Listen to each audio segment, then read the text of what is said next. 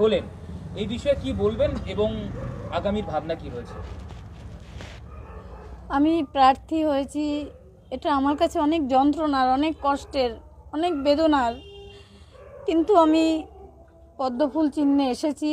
এটা পানিহাটির বাসীর জয় হবে, আমি একা কিছুই করতে পারবো না। এটা সমস্ত পানিহাটিবাসী জিতবে আমি জিতলে।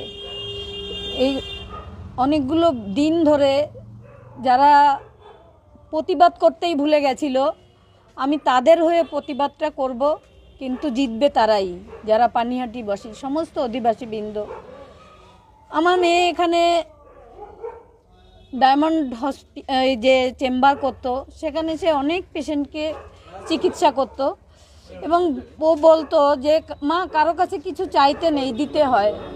সেই জায়গাটা থেকে ও ডাক্তার ছিল, ও যেমন পরিষেবা দিত, আমি তো সেটা পারবো না।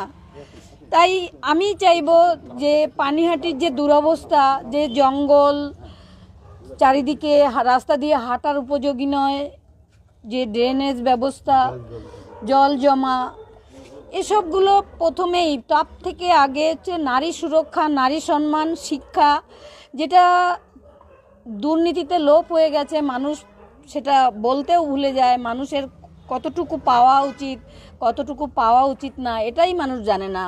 মানুষের সচেতন হওয়া দরকার, সেই মানুষকে সচেতন হবে এবং পানিহাটির মানুষই জিতবে। আমি কাকিমা বলছিলাম যে আপনারা বারংবার বলছিলেন যে প্রার্থী হলে লড়াইটা সব থেকে বেশি সহজ হয়ে যাবে, সেক্ষেত্রে এখন কি অঙ্কটা আরো বেশি সহজ হয়ে গেল ভোটের রাজনীতিতে? না, সেটা না, বিচার আমি পাবো সেই মানসিক দৃঢ়তা আমার কাছে আছে। আমার তো একটা মেয়ে হারিয়েছে, তাকে আমি সুরক্ষা দিতে পারিনি, কিন্তু সেই রাতের যে যন্ত্রণাটা সে পেয়েছিল সেটা আমার থেকে অনেক বেশি, অনেক বেশি। একা কাউকে খুঁজে পায়নি, শুধু মা বাবা হয়তো চিৎকার করেই গেছে। সেই যে যন্ত্রণাটা, আমি যদি এই সেবা করি, সেও হয়তো কিছুটা খুশি হবে। প্রথম খবরটা কোথা থেকে পেলেন? টিভিতে, TV9 বাংলাতেই দেখলাম প্রথম। না না, এখনো কেউ কিছু, এমনি সাধারণ যারা এখানকার দলীয় কর্মী আছে তারা জানিয়েছে। একবার সংবাদ মাধ্যমে জানতে পারলেন? হ্যাঁ আচ্ছা, দলের কর্মী বা যোগাযোগ করেছে কারা?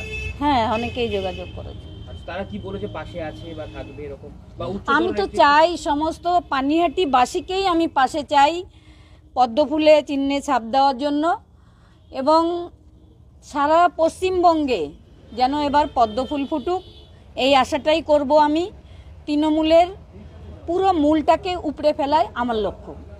আপনার বিপক্ষ দলের প্রার্থী যারা, একদিকে কলতান দাশগুপ্ত, অন্যদিকে তীর্থঙ্কর ঘোষ তৃণমূল থেকে, কলতান সিপিএম, সেক্ষেত্রে তাদের জন্য কি বার্তা থাকবে? না, এদের জন্য আমার কোনো বার্তা নেই, ওরা ওদের মতো লড়াই করবে। কবে থেকে মানুষের উদ্দেশ্যে কি বলবেন?